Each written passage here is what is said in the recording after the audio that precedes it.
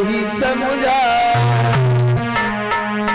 और आसन डारी की पर्वत पे जब बैठ गई सुकुमारी, सिया के कर गई सोता करा दे।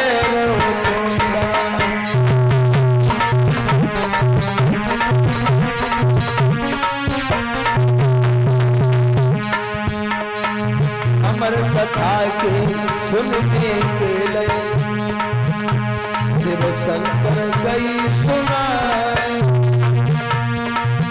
आसन डारो पर्वत पे भोलानी गई सुनाई।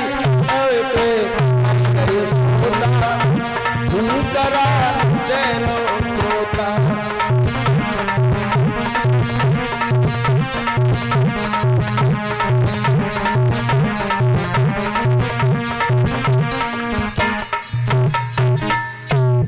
कथा सुनाने बैठ गए। एक 27 दिन कथा चलती रही।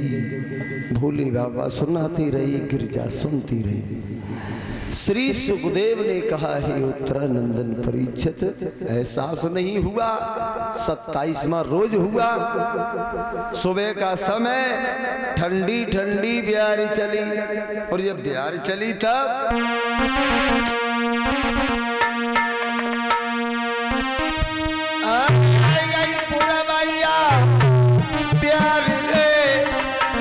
तब नींद ने लयो दबाई।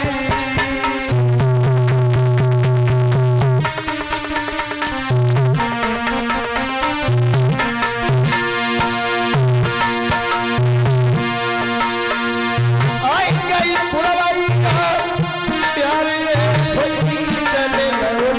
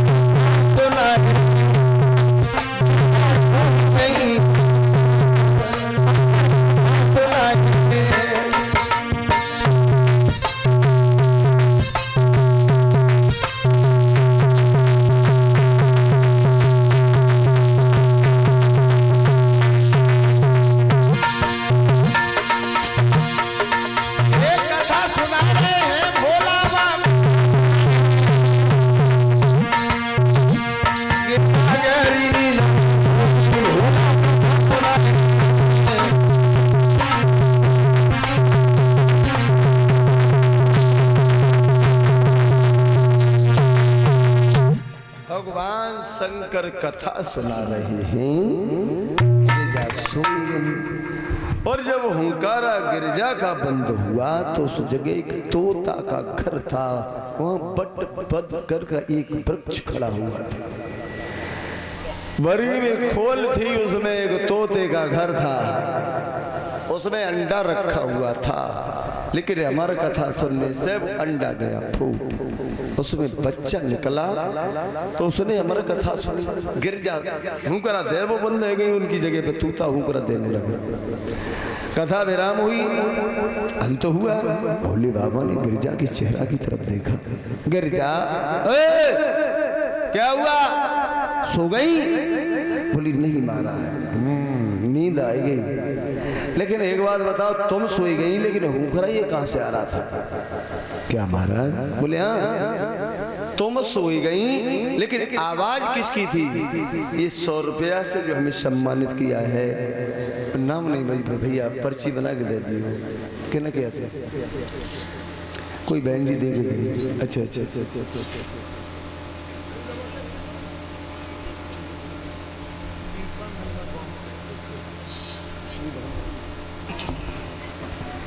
ये 101 रुपया से जो हमें सम्मानित किया है श्रीमान वीरपाल यादव जी, जो नगला बांस के रहने वाले हैं, जो हमारी भैया भागवत करा रहे हैं, फौजी भैया उनकी रिश्तेदार हैं, उनकी तरफ से, उनकी बहन जी की तरफ से हमारे पास में 101 मुद्राएं आई हैं। भगवान सद्बुद्धि देता रहे, दीर्घायु दे, समाज का सम्मान मिलता रहे। अपनी खून पसीने की कमाई से हमें सम्मानित किया है। गिरजा में देखी जकई महाराज हम सोए गए, लेकिन जो हुकरा कहां से आओ। भोले बाबा को क्रोध आ गया, शत्रु है। अरे जिसने हमारी कथा सुनी है वो तो हमारा दुश्मन बन गया, क्योंकि वो अमर हो गया। एक जटा उखाड़ी, जमीन पर पटकी, और जैसे ही वो जमीन पर जटा पटकी है अग्नि प्रकट हो गई। और जैसे ही अग्नि प्रकट हुई ऐसा लगता था मानो सारे ब्रह्मांड में आग लग गई हो।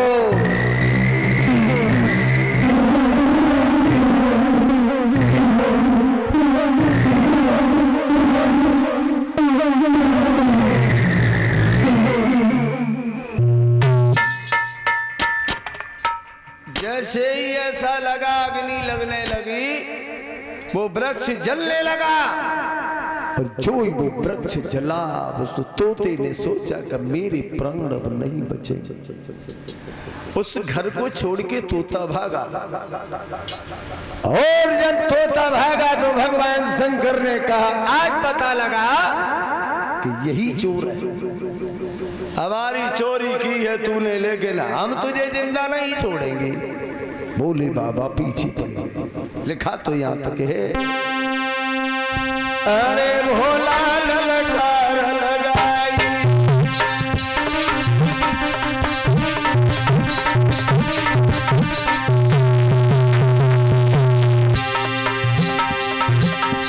ओरे भोला ललकार लगाई, ठाड़ो रहिए कुटिल कसाई।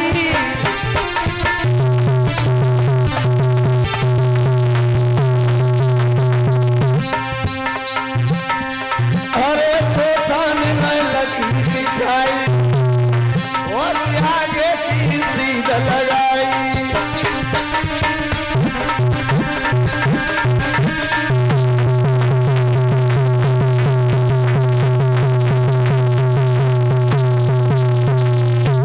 चला गया आगे आगे तोता। और भगवान शंकर ने कहा हम तुझे जिंदा नहीं छोड़ेंगे। तीनों लोगों में तोता भागा, उसे कहीं प्राण बचाने की जगह नहीं मिली। जब जगह नहीं मिली, भोले बाबा को पीछे देखा, सोचने लगा तोता का वह मारे जाएंगे, कोई जगह नहीं है। अमर कथा सुनने के बाद उस तोता को ज्ञान हो गया। कौन सा ज्ञान हुआ? सूक्ष्म ज्ञान, काया खोजी ज्ञान। जो उस ज्ञान को कहते हैं सूक्ष्म ज्ञान, बड़े शरीर से छोटा शरीर बनाने वाला। भगवान शंकर की कथा सुनने के बाद उसने सोचा अब तो मारे जाएंगे। व्यास की पत्नी अरुणी खटी थी ऊपर अटा पर, केसों को सुखा रही थी। उसे अचानक जमाई आई, और जब जमाई आई है तो चोता ने छोटो स्वरूप धारण करो। क्या करो? अरे छोटो स्वरूप धरी, छोटो स्वरूप धरी, तोता ने कमाल दिखा।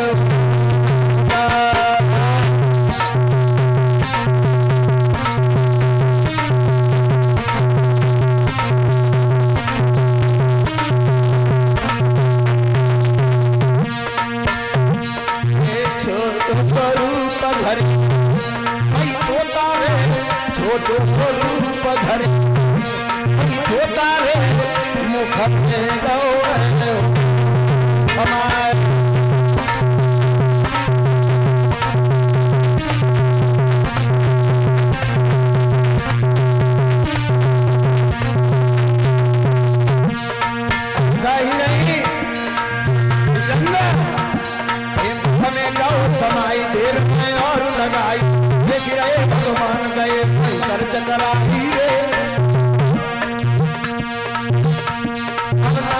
सफेरी जाती कर कर पिछली याद रतन को फटी जाती है छाती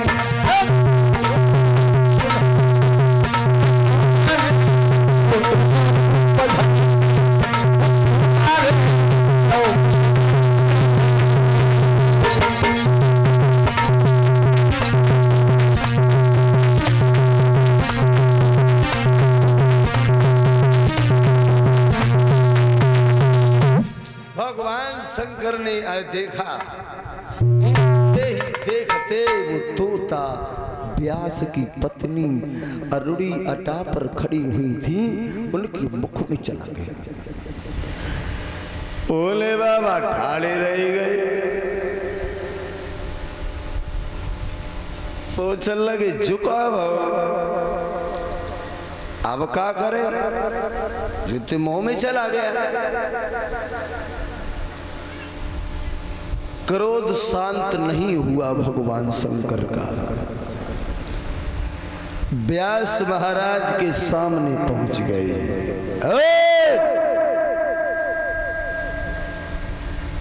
तुमने इतनी तपस्या करी इसलिए करी मैंने तो तुम्हारा बहुत सम्मान किया क्योंकि तुम चंद्रवंश हो। चंद्रवंश इतना पवित्र वंश है लेकिन आज मुझे पता लगा तुम धोखेबाज हो तुम दगाबाज हो। व्यास महाराज बोले महाराज मैंने क्या कर दिया जो आप इतने नाराज हैं। नाराज नहीं है। 101 रुपया श्रीमान अखिलेश यादव जी जो जोधपुर से हैं उनकी तरफ से आए हैं। भगवान से कामना करूंगा परमात्मा सुख शांति देता रहे दीर्घायु दे समाज का सम्मान मिलता रहे। अपनी खून पसीने की कमाई से हमें सम्मानित कर रहे हैं। व्यास महाराज बोले बिना बातचीत गए हो तुम तो बिना मतलब में हमसे धूसा लगा रहे हो। बोले तुम्हारे घर में चोर है। क्या मतलब? मतलब नहीं है तुम्हारे घर में चोर है जिसने हमारी सारी कमाई चुरा ली। चोर है? बोले महाराज अगर चोर है तो हम साथ चलते और आप भी मेरे साथ चलो चल के देखेंगे कहाँ है चोर। अब चोरों के कब कुन्ना में बैठो कि कब कुठरिया में बैठो। ढूंढने से घर ढूंढा कहीं कुछ नहीं मिला। भोले बाबा ने कहा कि तुम्हारी पत्नी की पेट में चला गया है। व्यास महाराज ने कटारी उठाई। बोले महाराज अगर पेट में चला गया है तो इसे ले पेट को फाड़ दो चोर को निकाल दो उसे मार दो। भगवान शंकर कहने लगे अरुणी पतिव्रता है। पतिव्रता के शरीर से हाथ लगाना कोई तितली की पंख तोड़ना नहीं होता है व्यास। इसलिए अब हम तुम्हारी पत्नी को मारेंगे तो नहीं लेकिन इतना जरूर है हम यहाँ से जाएंगे नहीं। बोले ठीक है आपकी मर्जी है आप परेशान न हो। तो भोले बाबा एक दिन नहीं एक साल नहीं 12 साल तक महाराज व्यास के दरवाजे पर आसन लगाए बैठी रही। आज न तो कल कल न तो परसों परसों न तो बरसों लेकिन बरसों में 12 वर्ष बीत गई लेकिन वो तोता बाहर नहीं निकला। भोले बाबा सोचने लगे जहीं बैठे रहेंगे गिरिजा मरी जाती होंगी पेड़ों देख रही है। कमंडल उठाओ त्रिशूल उठाओ डमरू हाथ में लेके चले गए। 12 सालें जब गुजर गई साक्षात पार ब्रह्म भगवान पहुंचे हैं विनती करी है दोनों हाथ जोड़े। बोले प्रभु पेट में कोले में नहीं रहोगे अब तुम इंसान नहीं रहे अब तो तुम अवतार ही हो चुके हो। अवतार धारण क्यों नहीं कर लेते हो बालक के स्वरूप में। हाथ जोड़ी प्रभु ने कही और सुनो श्री महाराज जन्म लीजिए आए के पूर्ण करियो काज। अब तुम इंसान नहीं अब तो तुम देवताओं के देवता हो चुके हो अवतार धारण करो। उनके कहने पर अरुणी के उदर से सुखदेव का जन्म हुआ है जो जन्म लेते ही चल गए और बोले होते लेटे व्यास मुनि पीछे चले पर नारो लो लपेट, नारा लपेट करके सुखदेव वन में तपस्या करने चले गए। व्यास महाराज पीछे पीछे गए। उन्होंने भगवान शंकर के द्वारा कथा को श्रवण किया था। उनकी केवल 7 वर्ष की उम्र थी। उन्होंने अंडा में रहकर बाहर निकल के भोले बाबा से अमर कथा और किसी को पता नहीं थी। एक विद्वान ने यह लिखा है कि जब भगवान व्यास जी ने अपने पुत्र को बुला करके जब आदेश करवाया तो भगवान परीक्षित महाराज को कथा सुनाते हैं। तो दूसरे विद्वान ने लिखा कि उम्र थी उनकी 17 वर्ष की। मत अलग अलग हैं। सच तो यही है कि व्यास की उम्र जब कथा सुनाई थी, सुखदेव की उम्र केवल 5 वर्ष की ही बताई गई है। 12 साल गर्भ में, 5 17 सालें हो गई। लेकिन बच्चे की उम्र तो तभी जुड़ती है जब माँ के गर्भ से बाहर आता है। तो उम्र केवल 5 वर्ष की थी। उन्हें अमर कथा मालूम थी। इसलिए किसी विद्वान को, किसी ऋषि मुनि देवता को ये कथा नहीं पता थी। इसलिए उन्होंने कथा महाराज परीक्षित को सुनाई। बोलिए आनंद कंद भगवान की, बोलिए सुखदेव महाराज की। इस तरह से हुआ था सुखदेव का जन्म। 1-2 लाइन का कीर्तन आगे देखेंगे किस तरह से भगवान शिव और पार्वती आपस में किस तरह से संग्राम हुआ और सती का विनाश किस तरह से हुआ था।